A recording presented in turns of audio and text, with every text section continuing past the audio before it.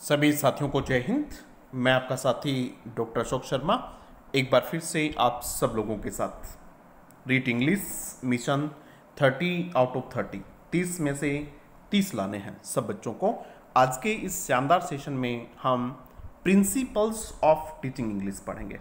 Principles of teaching English थोड़ा लंबा topic है, लेकिन कोशिश करेंगे कि आज के इस क्लास में, आज के इस वीडियो में मैं इस टॉपिक को कंप्लीट करवा दूं और इस तरीके से कंप्लीट करवा दूं कि बाकी कहीं भी आपको कुछ देखने पढ़ने की कोई आवश्यकता महसूस नहीं हो। टॉपिक शुरू करें इससे पहले आप लोगों के लिए एक सूचना। वीनस टेस्ट सीरीज, आप में से ज़्यादातर लोगों ने इस टेस्ट सीरीज को ज्वाइन कर लिया है। बहुत अच्छा रिस्पॉन्स है, बहुत सारे बच्चों ने ज्वाइन किया है और जिन लोगों ने ज्वाइन किया है उनके भी बहुत अच्छे रिस्पॉन्स हैं। थोड़ी सी मैं आप लोगों को इसकी जानकारी दे दूं।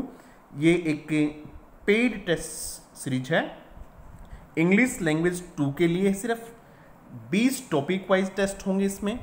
हर एक टेस्ट में 30 क्वेश्चंस होंगे, 10 मेजर टेस्ट होंगे। मेजर टेस्ट का मतलब होता है वे टेस्ट जो कंप्लीट सिलेबस पे होते हैं।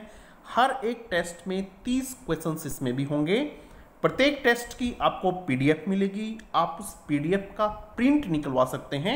एग्जाम से पहले आप उसको रिवाइज कर सकते हैं, उसका रिवीजन कर सकते हैं। प्रत्येक टेस्ट का आपको वीडियो सोल्यूशन मिलेगा। एग्जाम तक आप उस वीडियो को जितनी बार देख सकते हैं। इनके अलावा आपको 500 इंपॉर्टेंट क्वेश्चंस मिलेंगे प्रैक्टिस के लिए। बहुत ही क्वालिटी क्वेश्चंस होंगे। इस प्रकार इस टेस्ट सीरीज को जो बाई करेगा, जो खरीदेगा, उसको 1400 क्वेश्चंस का एक बहुत शानदार प्रैक्टिस सेट मिलेगा। और 1400 क्वेश्चंस वे भी उस स्तर के, आप सब जानते हैं कितने क्वालिटी क्वेश्चंस हम रखते हैं, तो उसके मार्क्स कम होने की कोई वजह बच नहीं जाती है। इस टेस्ट सीरीज से संबंधित जो भी जानकारी आपको चाहिए, आप इस नंबर पे व्हाट्सएप करेंगे, अपना नाम, अपने ज़िले का नाम लिखेंगे। यदि आप चाहें तो आपको पहला टेस्ट फ्री मिल सकता है। आप टेस्ट देख सकते हैं किस स्तर के क्वेश्चंस होते हैं, किस प्रकार हम ब्लूप्रिंट के हिसाब से। ऐसा नहीं होता, बहुत सारी टेस्ट सीरीज होती हैं, उसमें ऐसा होता है कि पहली लैंग्वेज फर्स्ट के क्वेश्चंस भी होते हैं, लैंग्वेज सेकंड के क्वेश्चंस भी होते हैं, सिलेबस से बाहर के क्वेश्चंस भी होते हैं। इस प्रकार हमने बहुत ध्यान रखा है, एकदम एग्जैक्ट ब्लूप्रिंट के हिसाब से टेस्ट डिजाइन किए हैं। आप चाहें तो इसको बाई कर सकते हैं। एक सूचना और, जो बच्चा पहली बार चैनल पे है वो जान ले कि इस चैनल पे हमने 80%, और आज यदि करवा देंगे तो उसके बाद में 1 या 2 टॉपिक बचेगा। कंप्लीट सिलेबस करवा दिया है। कंप्लीट सिलेबस यूट्यूब पे फ्री है। आप चैनल की प्लेलिस्ट रीड इंग्लिश जाइएगा, वहाँ आपको लगभग 50 वीडियोस मिल जाएंगे। आप अपनी आवश्यकता और सुविधा के अनुसार देख सकते हैं। अब हम टॉपिक शुरू करेंगे आज का, प्रिंसिपल्स ऑफ टीचिंग इंग्लिश। क्या है प्रिंसिपल्स, क्या होते हैं, क्यों अपनाने चाहिए, इन सब की जानकारी हम रखेंगे। उससे पहले एक बहुत ही शानदार कोट है बेर्ट्रांड रसेल का। ये एक ब्रिटिश फिलोसोफर हैं, 1950 में इनको नोबेल प्राइज मिला था। इन्होंने कहा कि करिकुलम से भी ज़्यादा इम्पोर्टेंट प्रिंसिपल्स होते हैं। करिकुलम से भी ज़्यादा, पाठ्यक्रम से भी ज़्यादा इम्पोर्टेंट प्रिंसिपल्स होते हैं, मेथड्स होते हैं। टीचर किस भावना के साथ पढ़ा रहा है, टीचर कितनी शानदार स्पिरिट के साथ पढ़ा रहा है, टीचर कितने कमिटमेंट के साथ पढ़ा रहा है, टीचर कितने डिवोशन के साथ पढ़ा रहा है, ये बहुत इंपॉर्टेंट है। उन्होंने कहा more important than the curriculum is the question of the method और प्रिंसिपल्स ऑफ टीचिंग। करिकुलम से ज़्यादा इंपॉर्टेंट ये होते हैं and the spirit in which teaching is given, और उस भावना जिसके साथ टीचिंग दी जाती है वो ज़्यादा इंपॉर्टेंट होती है। अब हम देखेंगे प्रिंसिपल्स होते क्या हैं, इसको डिफाइन करने का प्रयास करेंगे। Principles of teaching English are sanctified theories. ये सेंटिफाइड का मतलब होता है बहुत ही अच्छे पवित्र थियरी, सिद्धांत होते हैं। ये वे सिद्धांत हैं जो क्या करते हैं, टू फैसिलिटेट का मतलब होती है जो हेल्प करते हैं, जो सपोर्ट करते हैं। किसको सपोर्ट करते हैं भाई, द टीचिंग लर्निंग प्रोसेस को, अध्ययन और अध्यापन की प्रक्रिया को सपोर्ट करने वाले, उनकी हेल्प करने वाले, उनको असिस्ट करने वाले वे सिद्धांत हैं किसकी, टीचिंग लर्निंग प्रोसेस किसकी? सेकेंड लैंग्वेज की। क्लियर हो गई भाई? प्रिंसिपल्स वे सिद्धांत हैं, वे पवित्र सिद्धांत हैं जो सेकेंड लैंग्वेज की टीचिंग लर्निंग प्रोसेस को सुविधाजनक बनाते हैं, उसकी हेल्प करते हैं। They make both the teaching and learning, वे कौन? प्रिंसिपल्स, वे बना देते हैं both the teaching and learning, teaching और लर्निंग दोनों को ईजी बना देते हैं, आसान हो जाती है। यदि आप प्रिंसिपल्स को फॉलो करते हैं तो आपकी टीचिंग, टीचर के लिए, बच्चे के लिए लर्निंग बहुत आसान हो जाती है, बहुत प्रभावी हो जाती है। इफेक्टिव का मतलब होता है प्रभावी होना, बहुत इंटरेस्टिंग हो जाती है, बहुत रुचिकर हो जाती है, एंड पर्पसफुल, बहुत उद्देश्यपूर्ण हो जाती है। सीधा सीधा क्वेश्चन आ सकता है कि एक टीचर को प्रिंसिपल्स ऑफ टीचिंग इंग्लिश क्यों फॉलो करने चाहिए? Why should a teacher follow the principles of teaching English? पहला, to make the learning easy, to make the learning effective, B option. C option, to make the learning interesting and purposeful, और D option है all of these। तो क्या answer होगा आपका? all of these answer हो जाएगा। Clear होगी बात भाई? आगे देखिएगा। Fundamentally all language learning involves, ये बताया है कि लैंग्वेज लर्निंग वास्तव में होती क्या है, किसी भी भाषा को सीखना वास्तव में क्या होता है, आधारभूत तरीके से वो बात होती क्या है। All language learning involves the process of listening, speaking, reading and writing. किसी भी भाषा को सीखने की प्रक्रिया जो होती है वो ये प्रक्रिया होती है कि सुनना सीखा जाए, बोलना सीखा जाए, पढ़ना सीखा जाए और लिखना सीखा जाए। ठीक है, यानी लैंग्वेज लर्न का मतलब होता है टू लर्न टू लिसन, सुनना, टू लर्न टू स्पीक, बोलना, to learn to read and to learn to write. ठीक है, दिस प्रोसेस, जब भी आप किसी भाषा को सीखते हैं तो आपके सीखने और सिखाने के ये जो मुख्य बिंदु हैं वो ये होने चाहिए। दिस प्रोसेस इन्वॉल्व्स लिंग्विस्टिक, ये जो प्रक्रिया है, कौन सी प्रक्रिया? भाषा को सीखने की प्रक्रिया, भाषा की स्किल्स को सीखने की जो प्रक्रिया है उसमें क्या क्या चीजें शामिल होती हैं? दैट इन्वॉल्व्स लिंग्विस्टिक्स, उसमें लिंग्विस्टिक्स शामिल होती है, साइकोलॉजिकल, मनोवैज्ञानिक एंड पेडागोजिकल एस्पेक्ट्स, उस प्रक्रिया में लिंग्विस्टिक्स एस्पेक्ट शामिल होते हैं, साइकोलॉजिकल एस्पेक्ट शामिल होते हैं और पेडागोजिकल एस्पेक्ट, पहलू शामिल होते हैं। जब आप किसी भाषा को सीख रहे होते हैं तो आपको मनोवैज्ञानिक तरीके से, शिक्षा शास्त्र की दृष्टि से और भाषा विज्ञान की दृष्टि से जो पवित्र नियम होते हैं, जो महत्वपूर्ण नियम होते हैं, उन सब को उस प्रक्रिया में शामिल किया जाता है। तब आपकी टीचिंग और लर्निंग बहुत सुविधाजनक, बहुत प्रभावी हो जाती है। इसलिए दीज प्रिंसिपल्स, कौन से? टीचिंग लर्निंग के जो प्रिंसिपल्स हैं, आर द रिजल्ट ऑफ, ये किसके परिणाम होते हैं? Are the result of linguistic, psychological and pedagogical analysis of the language. इसलिए जो प्रिंसिपल आप पढ़ेंगे, जो प्रिंसिपल हम सब पढ़ेंगे, वो प्रिंसिपल्स किसका परिणाम होते हैं? Linguistics, psychological and pedagogical analysis of the language. उस भाषा के लिंग्विस्टिक्स, उस भाषा के मनोविज्ञान, उस भाषा के जो शिक्षा शास्त्र से संबंधित जो नियम थे उनका एक एनालिसिस, उनका विश्लेषण किया, तब ये प्रिंसिपल्स आए थे। इसी आधार पे प्रिंसिपल्स को linguistic principles, psychological principles and pedagogical principle, तीन भागों में भी बांटा जा सकता है। लिंग्विस्टिक्स प्रिंसिपल्स वे होते हैं जो भाषा विज्ञान से संबंधित होते हैं। भाषा विज्ञान से संबंधित का मतलब ये होता है कि आपको ये नेचुरल प्रोसेस फॉलो करनी चाहिए, LSRW की। आपको सिलेक्शन और ग्रेडेशन का नियम फॉलो करना चाहिए, आपको कंट्रोल्ड वोकैबुलरी का नियम फॉलो करना चाहिए। ये लिंग्विस्टिक्स यानी ये उस भाषा से संबंधित है।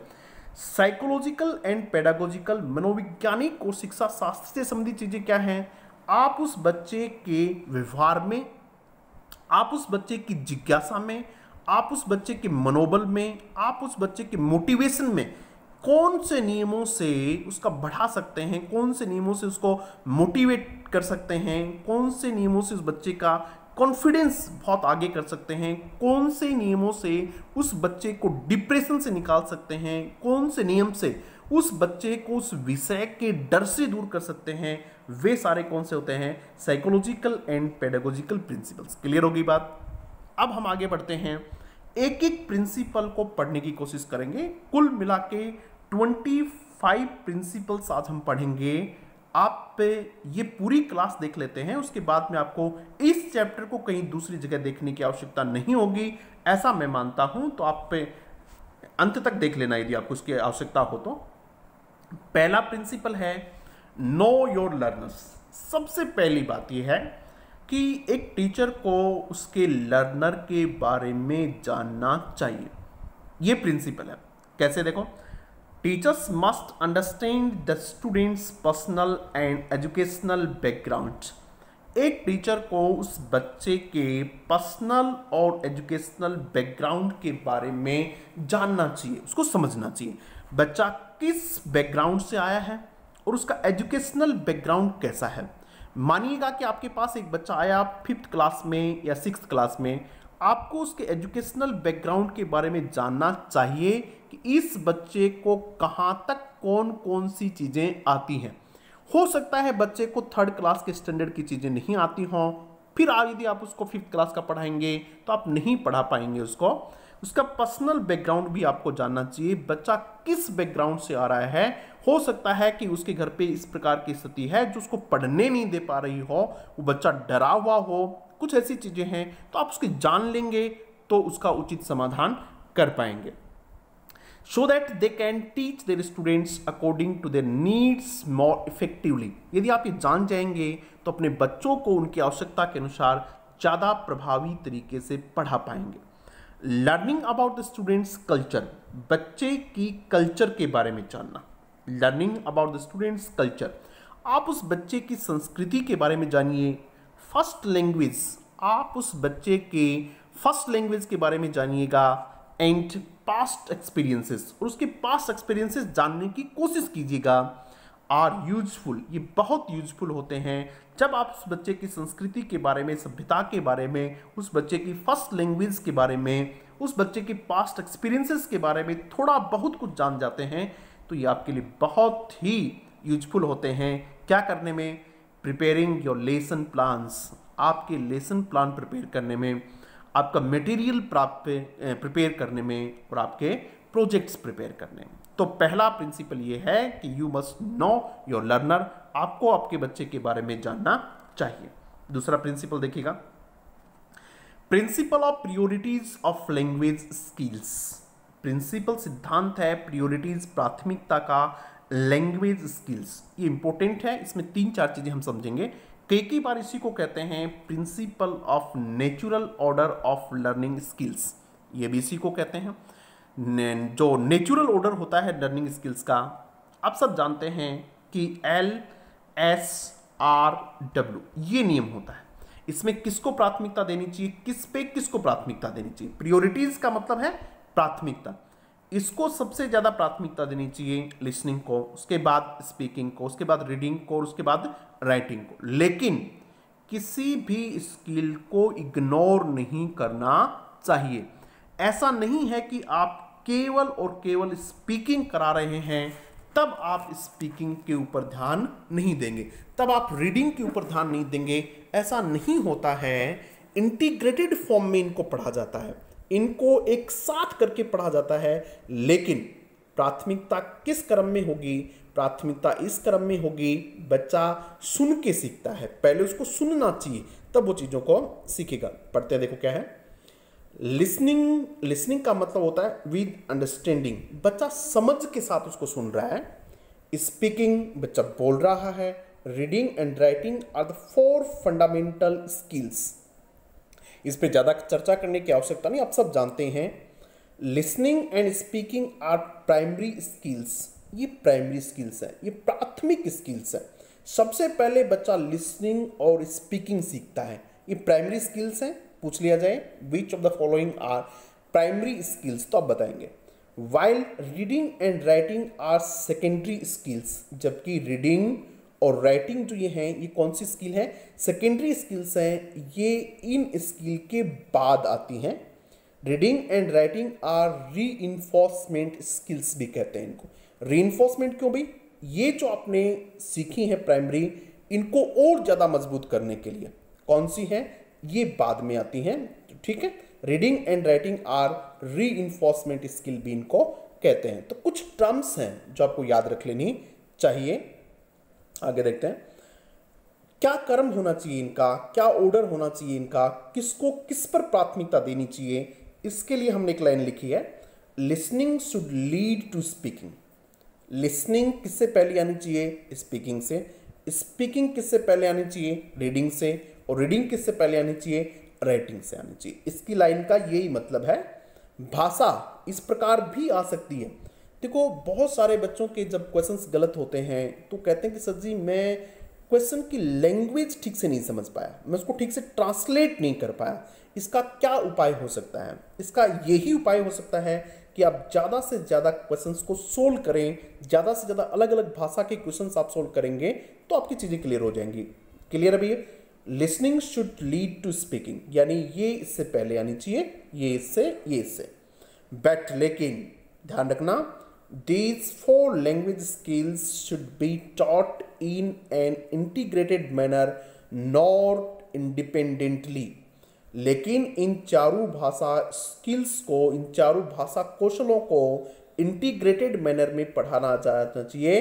इंटीग्रेटेड मैनर का मतलब एक दूसरे से जोड़ के, न कि किसके रूप में, इंडिपेंडेंटली, एक एक करके नहीं, इनको संयुक्त रूप में पढ़ाया जाना चाहिए। ऐसा क्वेश्चन एक बार पूछा हुआ है कि लैंग्वेज स्किल्स को सेपरेटली पढ़ना चाहिए, आइसोलेटेड पढ़ना चाहिए। आइसोलेट का मतलब होता है एकाकी तरीके से, या फिर इंटीग्रेटेड फॉर्म में पढ़ना चाहिए। तो इनको इंटीग्रेटेड फॉर्म में पढ़ना चाहिए, ठीक है। आगे देखते हैं, listening and reading are receptive skills, ये रिसेप्टिव होती हैं। Speaking and writing are productive skills. जब आपने इतनी तैयारी कर ली है तो ये जानकारी आप पे सबको है कि रिसेप्टिव इनको क्यों कहते हैं और इसको प्रोडक्टिव क्यों कहते हैं। ये रिसेप्टिव है, ये प्रोडक्टिव है, तो ज़्यादा चर्चा हम इस पे करेंगे नहीं। आगे बढ़ते हैं। An English teacher is expected to, एक टीचर से आशा की जाती है to devote due time to each of 4 aspects of language study. उसको ये कहा जाता है, उससे आशा की जाती है कि वो इन चारों एस्पेक्ट्स पे ड्यू टाइम, जो उनका सही समय होना चाहिए, वो बिताए। ऐसा नहीं है कि पूरी की पूरी लिसनिंग पे ही प्रैक्टिस करवाएं, पूरा का पूरा स्पीकिंग पे ही प्रैक्टिस करवाएं, पूरा का पूरा राइटिंग पे ही प्रैक्टिस करवाएं। ऐसा नहीं होना चाहिए। एक टीचर से इस बात की आशा की जाती है कि वो सबको उसका जो उपयुक्त समय है, उसका जो रीजनल टाइम है, उसका जो वास्तविक समय होना चाहिए, वो उसको मिलना चाहिए सबको। An English teacher is expected to devote due time to each of 4 aspects of language study. और वो 4 कौन से हैं, listening, speaking, reading and writing. इस प्रिंसिपल को एक नाम और देते हैं, principle of proportion. Principle of proportion यानी अनुपात, यानी सभी को उनके अनुपात में पर्याप्त मात्रा में समय मिलना चाहिए, ठीक है भाई। आगे बढ़ते हैं, principle of multiple line of approach. ये क्या है भाई, मल्टीपल लाइन ऑफ अप्रोच का मतलब क्या होता है, एक बच्चा किसी एक तरीके से नहीं सीख पा रहा है तो टीचर को उसको अलग तरीके से सिखाना चाहिए, दूसरे बच्चे को कोई दूसरा तरीका अपनाना चाहिए। यानी आपका गोल ये है, आप बच्चे को यहाँ सिखाना चाहते हैं, अब अलग अलग तरीके से सिखाना, बच्चे को अलग अलग तरीके से सिखाना क्या कहलाता है, principle of multiple line of approach. Clear होगी बात। The term multiple line implies that one is to proceed simultaneously from many different points। एक आदमी को एक ही समय में कई अलग अलग बिंदुओं से एक साथ आगे बढ़ना चाहिए, उसको क्या कहते हैं, मल्टीपल लाइन अप्रोच कहते हैं। किसकी तरफ, एक बिंदु की तरफ, towards the one and same and. Same and का मतलब उसी लक्ष्य की तरफ। आपका लक्ष्य अभी देखो, आपका लक्ष्य अभी रीट एग्जाम पास करनी है। अब आप इसके लिए क्या कर रहे हैं, अलग अलग तरीके अपना रहे हैं। आप इसके लिए टेस्ट भी दे रहे हैं, आप इसके लिए थ्योरीज भी पढ़ रहे हैं, आपने इसके लिए अलग अलग कोर्सेस भी लिए हुए हैं, आपने इसके लिए यूट्यूब चैनल भी देखते हैं आप लोग, इसके लिए आप बुक्स भी पढ़ते हैं, इसके लिए आप मॉडल पेपर भी सॉल्व करते हैं। तो ये सारी चीज़ें क्या है, आपका एंड जो क्या है, आपका जो गोल, एंड का मतलब गोल ये है। और इस एक गोल तक आप साइमल्टेनियसली कहाँ से आ रहे हैं, अलग अलग तरीके से आ रहे हैं, इसको कहते हैं मल्टीपल लाइन ऑफ अप्रोच। ठीक है, इसी तरीके से टीचर को बच्चे को पढ़ाते समय उसकी जो भाषा विकसित करनी है उसके लिए अलग अलग प्रयास करेगा, वो क्या कहलाएगा? मल्टीपल लाइन ऑफ अप्रोच कहलाएगा। क्लियर है बात? आगे बढ़ते हैं। Principle of imitation and theory of imitation. देखो इस पे क्वेश्चन जो है उसका एक अलग सेशन बनेगा, क्योंकि क्वेश्चन के बिना चीजें आपकी क्लियर नहीं होंगी। प्रिंसिपल ऑफ इमिटेशन और थ्योरी ऑफ इमिटेशन। ठीक है, इमिटेशन का मतलब होता है किसी चीज को देख कर सीखना, किसी चीज की कॉपी करना, किसी चीज की नकल करना।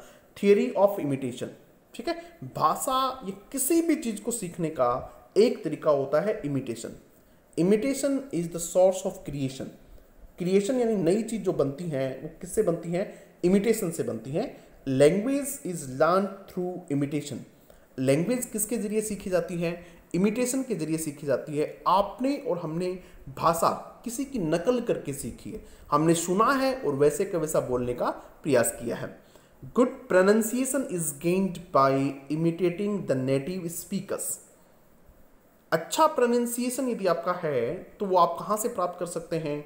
कहाँ से? Imitating the native speakers. देखो ये जो प्रिंसिपल है ज़्यादातर पूछा जाता है कि कौन सी जो स्किल है उसको इंप्रूव करने के लिए किया जाता है, तो ज़्यादातर ये प्रोनाउंसिएशन इंप्रूव करने के लिए होता है। कौन सा? Principle of imitation. यदि आपको बहुत अच्छा प्रोनाउंसिएशन लेना है तो नेटिव स्पीकर्स को हम क्या करते हैं? इमिटेट करते हैं। Imitation followed by drill and practice. Imitation के बाद आपने किसी चीज़ को देख लिया, उसके जैसा करना चाह रहे हैं, तो उसके बाद फिर आपको क्या करना पड़ेगा? उसकी ड्रिल एंड प्रैक्टिस करनी पड़ेगी, उसकी बहुत प्रैक्टिस करनी पड़ेगी। हेल्प टू अटेन प्रोफिशिएंसी, तब जाके आपकी क्या बनती है? प्रोफिशिएंसी बनती है। ऐसा कौन कहते हैं? बिहेवियरिस्ट, व्यवहारवादी BF स्किनर कहते हैं। क्लियर होगी बात ये? तो ये कौन सा था? थ्योरी ऑफ इमिटेशन और थ्योरी या फिर प्रिंसिपल ऑफ इमिटेशन। ये जो प्रिंसिपल है स्पेशली प्रोनाउंसिएशन इंप्रूव करने के काम आता है। Language is a skilled activity. Language जो है वो क्या है? स्किल है। In the development and acquisition of the skills imitation में प्ले वाइटल रोल्स। और किसी भी कौशल को सीखने में, उसको विकास करने में, डेवलपमेंट यानी उसका विकास करने में इमिटेशन में प्ले वाइटल रोल्स। इमिटेशन जो है उसका महत्वपूर्ण योगदान होता है। हम जो चीज़ें सीखते हैं वो दूसरे को देख के सीखते हैं। आगे देखिएगा। प्रिंसिपल्स ऑफ रीइंफोर्समेंट, पुनर्बलन का सिद्धांत। देखो ये जो प्रिंसिपल्स हैं ये ज़्यादातर प्रिंसिपल्स वो हैं जो आपने साइकोलॉजी में पढ़े हैं, मनोविज्ञान में पढ़े हैं। क्यों? पहले कह चुके हैं कि ये मनोविज्ञान से संबंधित हैं, शिक्षा शास्त्र से संबंधित हैं और किससे? लिंग्विस्टिक से संबंधित हैं। रीइंफोर्समेंट का सिद्धांत आपने बहुत गहराई से पढ़ लिया होगा। इसको इंसेंटिव भी कहते हैं, INCENT, इंसेंटिव का सिद्धांत भी कहते हैं, रिवॉर्ड का सिद्धांत भी कहते हैं। तो children learn through positive and negative reinforcement. बच्चा नेगेटिव और पॉजिटिव रीइंफोर्समेंट से सीखता है, पुनर्बलन से सीखता है। रिवॉर्डिंग देम, उनको रिवॉर्ड करना विथ प्रेज, प्रशंसा के साथ। व्हेन दे समथिंग करेक्टली, जब वे कुछ सही करते हैं। And punish them correctly when they do something wrong, उनको सही तरीके से प्रेज करना जब वे क्या करते हैं? कुछ अच्छा करते हैं। और सही तरीके से उनको क्या करना? पनिशमेंट करना जब वो ठीक कुछ नहीं करते हैं। A teacher must give prompt feedback, एक टीचर को प्रॉम्प्ट फीडबैक देना चाहिए। ठीक है, मतलब तुरंत उसको उसका पुनर्बलन मिलना चाहिए। बहुत लंबा समय बीत जाता है तो फिर उसका विलोपन हो जाता है। आप लोग पढ़ते होंगे, बहुत लंबा समय होता है तो उसका विलोपन हो जाता है। तो ये सब चीज़ आपने साइकोलॉजी में पढ़ ली है, तो हम इस पर बहुत ज़्यादा चर्चा यहाँ नहीं करेंगे। लेकिन इतना है कि बच्चे की प्रशंसा करने से उसको सीखने की गति में इजाफा मिलता है। Principle of social interaction. Social interaction आप जानते हैं, ये देखो ब्रूनर ने कहा था ऐसा। प्रिंसिपल ऑफ सोशल इंटरेक्शन, सामाजिक इंटरेक्शन से बच्चा सीखता है। सामाजिक अधिगम आपने पढ़ाई होगा। Interaction is important for a child. Interaction एक बच्चे के लिए बहुत इंपॉर्टेंट होता है to develop both the lexic and semantics of the language. जब बच्चा एक दूसरे से इंटरेक्ट करता है, समाज के लोगों से इंटरेक्ट करता है, बातचीत करता है, तब न केवल वो भाषा के लेक्सिक पॉइंट को सीखता है, बल्कि उसके सिमेंटिक्स भी सीखता है। भाषा की संरचना और भाषा के अर्थ दोनों को सीखता है। जब आप समाज में आप भी क्या कर रहे हैं, कई बार हम दूसरों से कोई शब्द सीखते हैं, उसको सुनते हैं, उसका मीनिंग सीख लेते हैं और फिर दूसरी बार हम उसको यूज करना सीख जाते हैं। मैं तो ये मानता हूँ कि भाषा को सीखने का ये बहुत बड़ा माध्यम होता है। आप लोग भी क्या करते हैं, जैसा मैं पढ़ा रहा हूँ, यदि आपको किसी को मेरा पढ़ाया हुआ अच्छा लगता है तो आप कोशिश करते हैं कि वैसा का वैसा बोलने की, वैसा का वैसा पढ़ाने की। अपने जो फेवरेट टीचर हैं आप में वैसा सीखते हैं। आपने किसी बहुत अच्छे को, राजनेता को भाषण देते हुए सुनागा, आप वैसा बोलने की कोशिश करते हैं। तो बच्चा सोशल इंटरेक्शन से बहुत कुछ सीखता है। प्रिंसिपल ऑफ हैबिट फॉर्मेशन, ये भी सीखने का एक सिद्धांत है। हैबिट फॉर्मेशन से भी बच्चा सीखता है। Principle of habit formation, language learning according to Palmer is essentially a habit forming process. Palmer ने कहा है कि भाषा जो है वो मुख्यतः एसेंशियली क्या है, हैबिट फॉर्मिंग प्रोसेस है। ठीक है, आदत का निर्माण करना है। आप किसी भाषा को सीखते हैं तो आपको आदत निर्माण करनी होती है। A process during which we acquire, एक ऐसी प्रकार की प्रोसेस है जिसमें हम नई हैबिट्स अपनाते हैं। ठीक है, स्टिमुलस रिस्पॉन्स रीइंफोर्समेंट। ठीक है, स्टिमुलस रिस्पॉन्स रीइंफोर्समेंट, ये किसी भी आदत को बनाने के तरीके हैं। ठीक है, ये आप साइकोलॉजी में पढ़ते हो। स्टिमुलस होता है, रिस्पॉन्स होता है और रीइंफोर्समेंट होता है। ठीक है, किसी से आपको यहाँ से कुछ मिला, आपको स्टिमुलस मिला, उसके बाद रिस्पॉन्ड किया आपने और फिर रीइंफोर्समेंट मिला, तो चीज़ें आपकी आदत बन जाती हैं। These are the components of habit formation, ये हैबिट फॉर्मेशन के कंपोनेंट्स हैं। Formation of different aspects related to language learning, देखिएगा, हैबिट ऑफ डिफरेंट एस्पेक्ट्स, अलग अलग चीज़ों की आप पे हैबिट करते हैं रिलेटेड टू लैंग्वेज लर्निंग, जो भाषा से संबंधित होते हैं।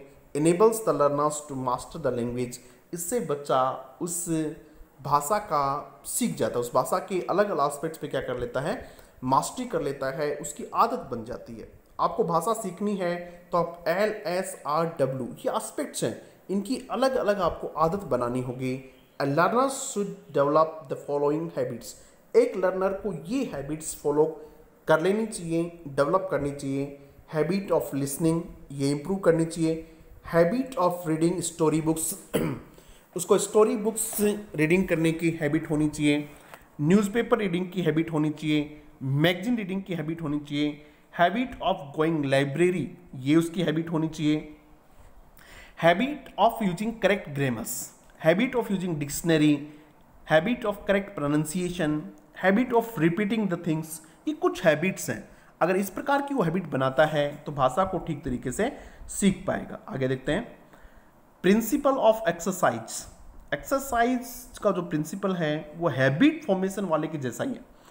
Famous behaviourist and psychologist have proved that, बहुत व्यवहारवादियों ने, मनोविज्ञानियों ने कहा है दैट कि the language skills can be developed through repeated practice, कि लैंग्वेज स्किल्स को रिपीटेड प्रैक्टिस से सीखा जा सकता है। बार बार आप प्रैक्टिस करेंगे।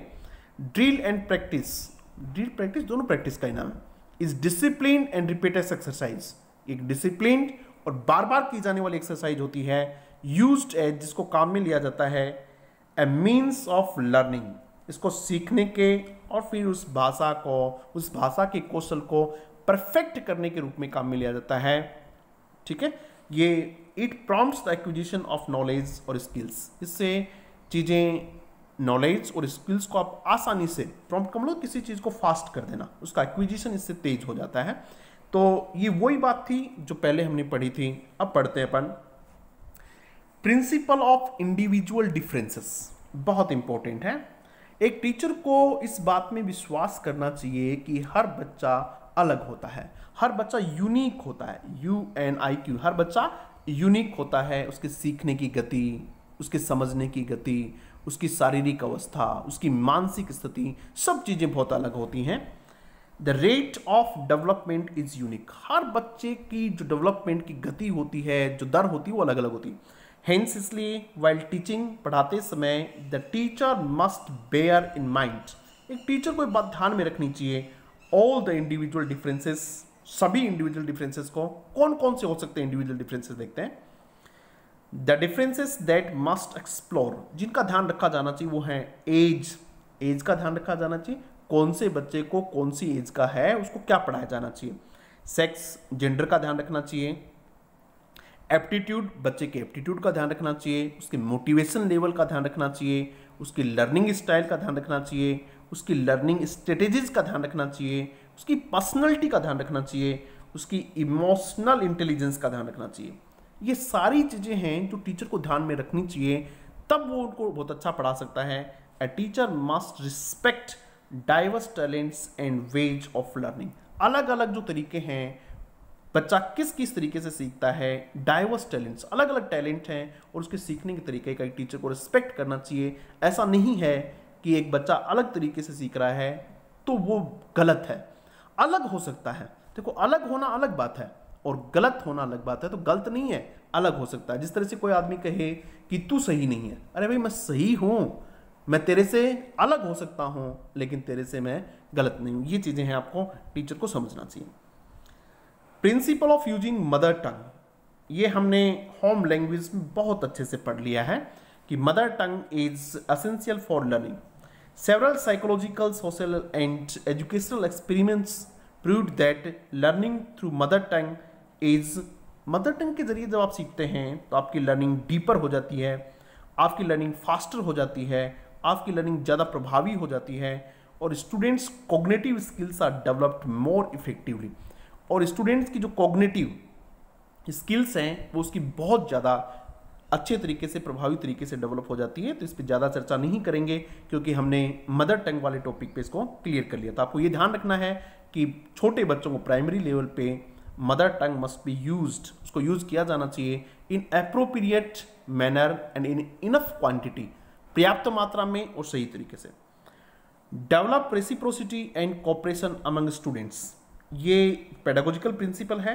बच्चे के अंदर रेसिप्रोसिटी का मतलब होता है एक दूसरे पर निर्भर होना, परस्पर निर्भरता, यानी मैं आपकी हेल्प कर रहा हूं, आप मेरी हेल्प कीजिएगा, मैं आपकी भावनाओं का सम्मान करता हूं, आप मेरी भावनाओं, एंड कोऑपरेशन, और बच्चे में कोऑपरेशन डेवलप किया जाए अमंग स्टूडेंट्स।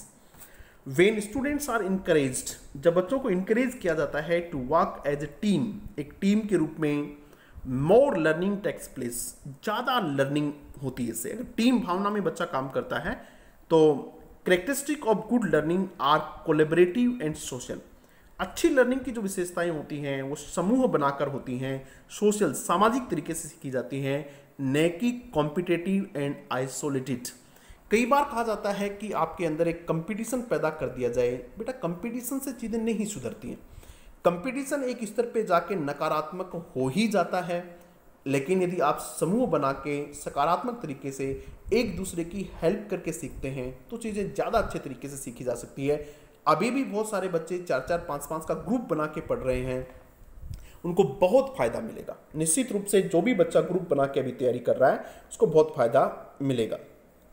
वर्किंग टुगेदर, साथ अगर आप काम करते हैं, इम्प्रूव्स थिंकिंग एंड अंडरस्टैंडिंग, इससे आपकी थिंकिंग और अंडरस्टैंडिंग डेवलप होती। किसी समस्या का आप समाधान ढूंढना चाह रहे हैं, अकेला आदमी नहीं ढूंढ पाता है, लेकिन 3-4 मिलकर सोचते हैं तो उसकी समस्या सॉल्व हो जाती है। Principle of correlation with life, correlation with life का मतलब क्या है? चीज़ों को आप वास्तविक जीवन से जोड़ के पढ़ाइएगा तो चीज़ें समझ में आ जाएंगी। The course material and audio visual aids should be related to child's life. Course material और उसके जो ऑडियो विजुअल एड्स हैं वे होने चाहिए जो उस बच्चे की ज़िंदगी से जुड़े हुए हैं, जिनको वो अच्छे से जानता है, जिनको पहचानता है, जिन चीज़ों से वो पहले से जुड़ा हुआ है। पहले कैसे कबूतर पढ़ाते थे बच्चे को, क्योंकि कबूतर बहुत देखता था, ठीक है। अब कैसे बच्चे को कंप्यूटर पढ़ाया जाता है, क्योंकि अब बच्चा कंप्यूटर से ज़्यादा समझता है बजाय किससे, कबूतर से। ठे से ठठेरा, अब ठठेरा बच्चा नहीं समझ सकता है, वो नहीं पढ़ेगा कि ठठेरा क्या होता है, लेकिन ठे से कोई दूसरा शब्द यदि आप पढ़ाएंगे तो वो समझ जाएगा। तो ये था उसका। They must be able to talk, बच्चा उस पर बात कर पाए, व्हाट दे आर लर्निंग, जो सीख रहे हैं उस पर थोड़ी बहुत वो बात कर पाए, जिससे कंप्यूटर है तो कंप्यूटर पे बोल सकेगा हमारे घर में कंप्यूटर है, हमने देखा है, मेरे पापा कंप्यूटर यूज करते हैं। राइट अबाउट इट, उसके बारे में कुछ लिख पाए। Relate it to past experiences, अपने पास्ट के एक्सपीरियंसेस को जोड़ पाए। And apply it to their daily lifes, अपनी डेली लाइफ से उसको अप्लाई कर पाए।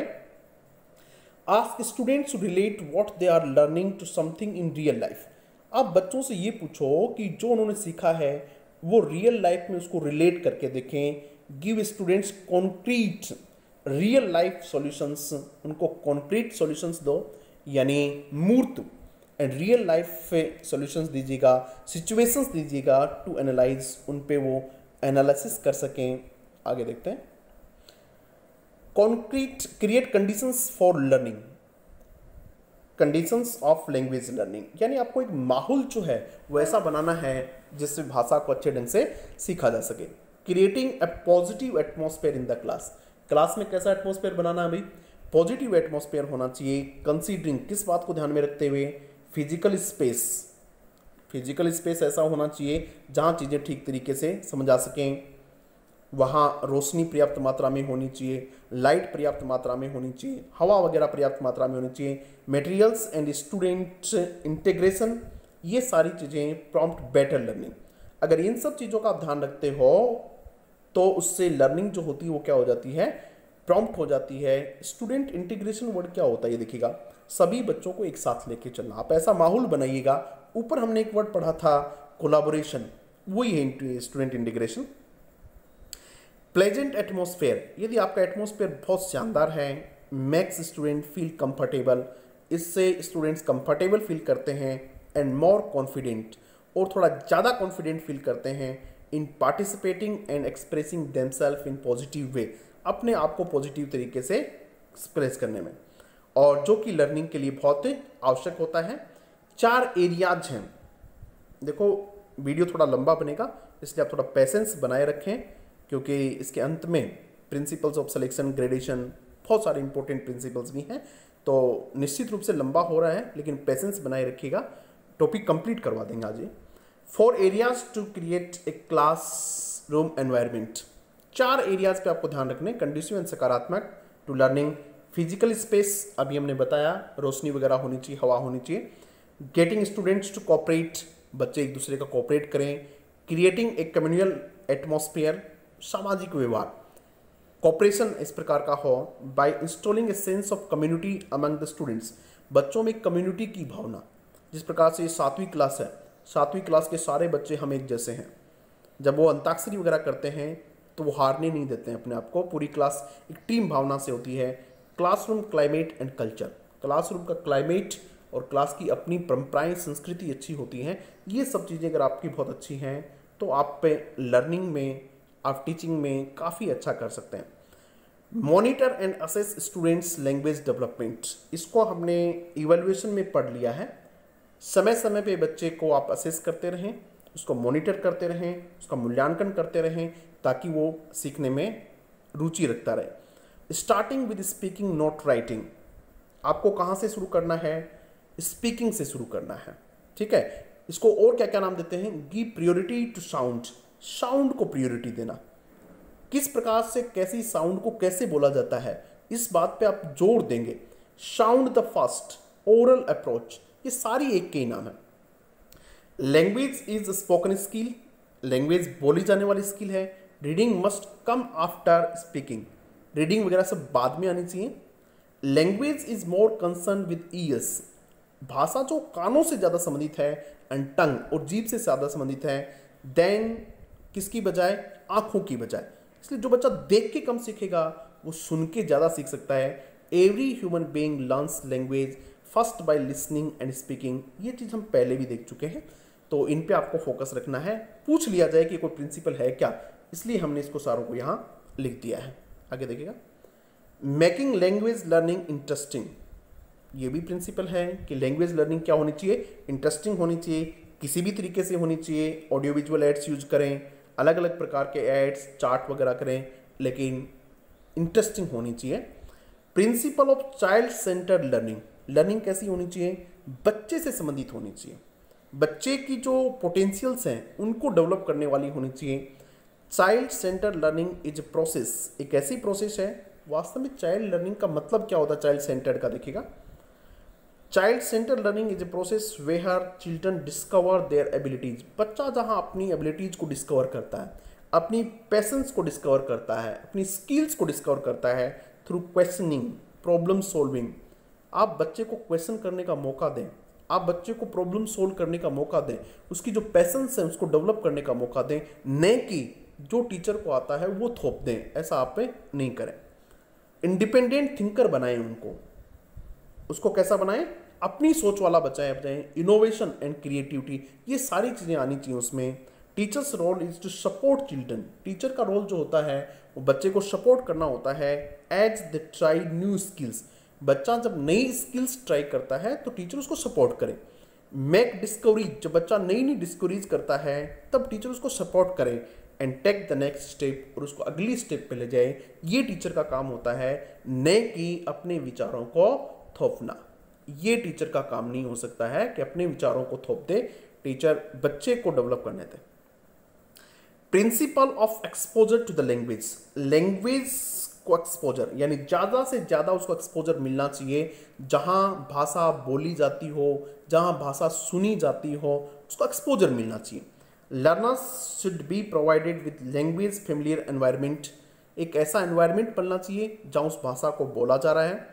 मैक्सिमम अपॉर्चुनिटीज टू LSRW, उसको ज़्यादा से ज़्यादा अपॉर्चुनिटी मिलनी चाहिए किसके? LSRW की, सुनने की, बोलने की, पढ़ने की, लिखने की।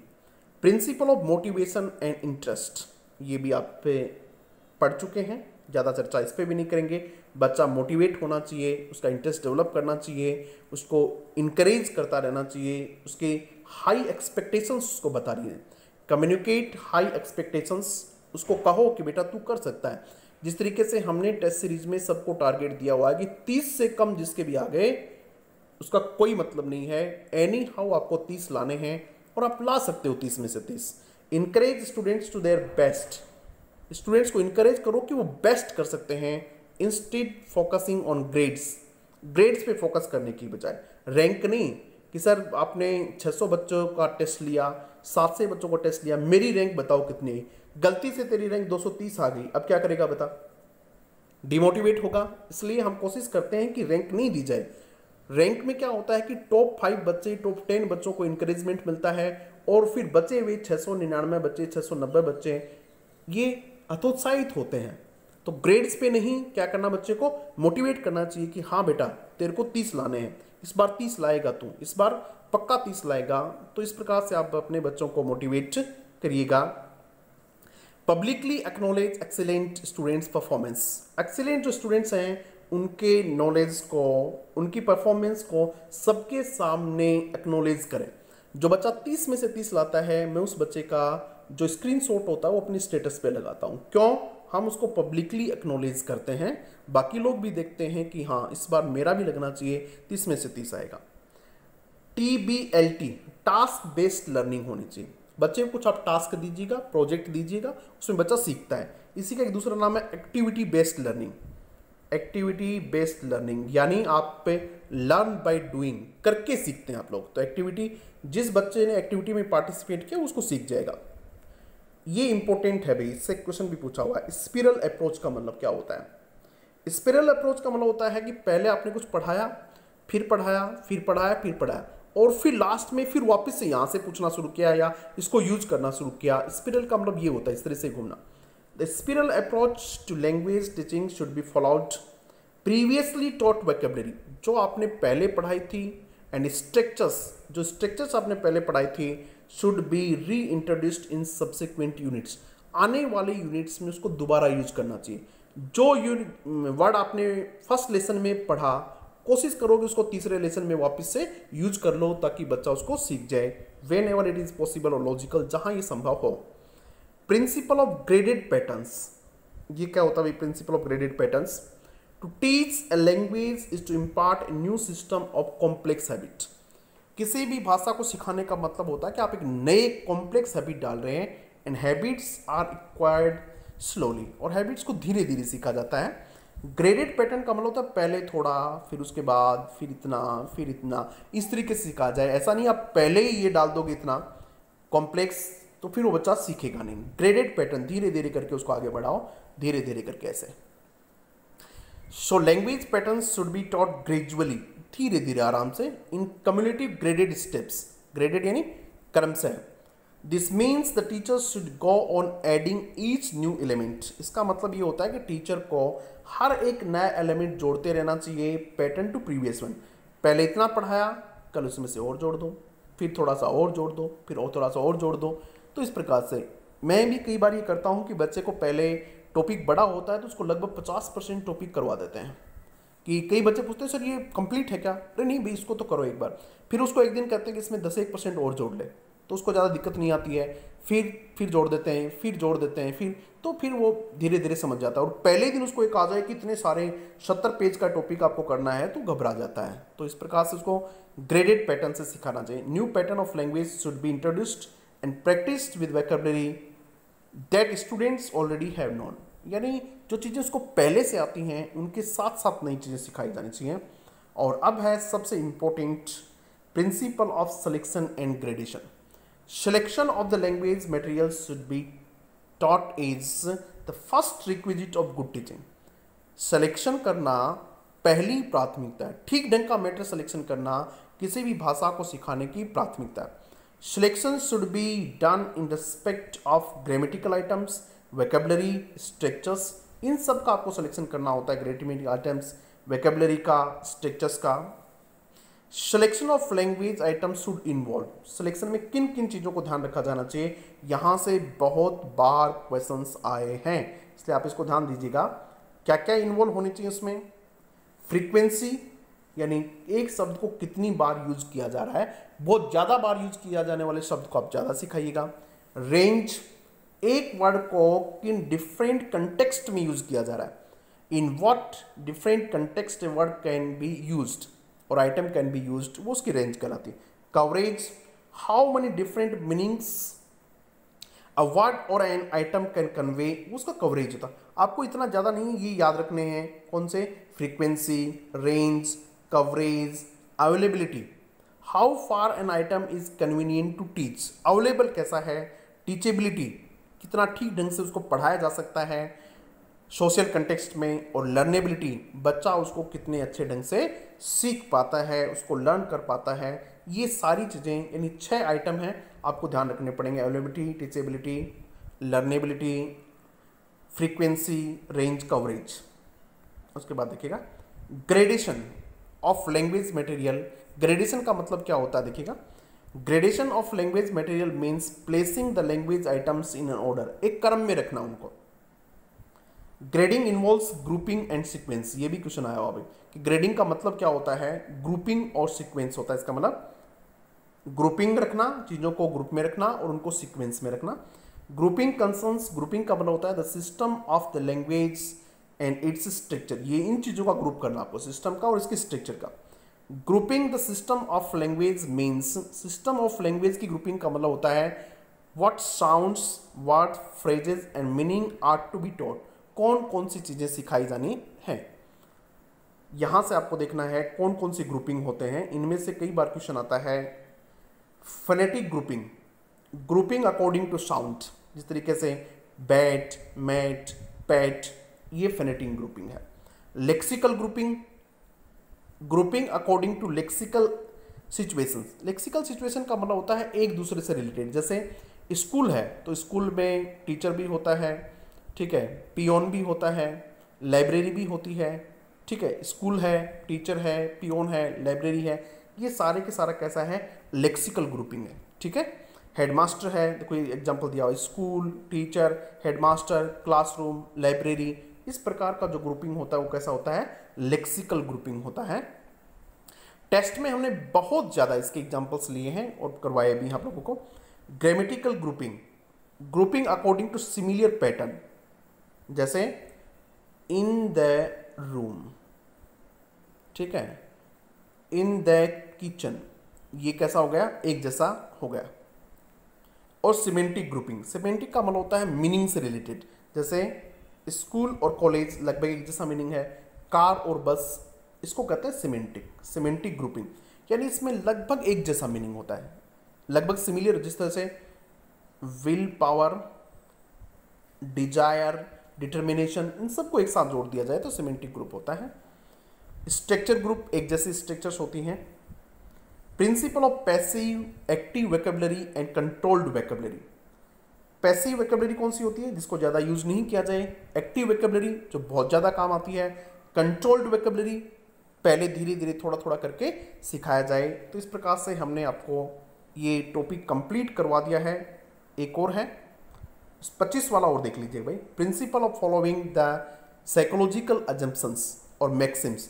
टीचर को मैक्सिम्स फॉलो करनी चाहिए। कौन कौन सी, ये आपने साइकोलॉजी में पढ़ी है सब। Simple to complex, known to unknown, concrete to abstract, बच्चे को मूर्त से अमूर्त की तरफ ले जाना चाहिए। होल टू पार्ट, पहले संपूर्ण के बारे में जानकारी फिर उसके पार्ट्स के बारे में। इंडक्टिव टू डिडक्टिव, ये दो वर्ड नहीं हो सकते हैं। इंडक्टिव का मतलब होता है पहले एग्जाम्पल्स दिए जाएं, बच्चा उनसे रूल बनाए, और डिडक्टिव का मतलब होता है पहले रूल और फिर एग्जाम्पल्स। तो हमेशा हमें इंडक्टिव से किधर जाना चाहिए, डिडक्टिव की तरफ जाना चाहिए। Thank you very much.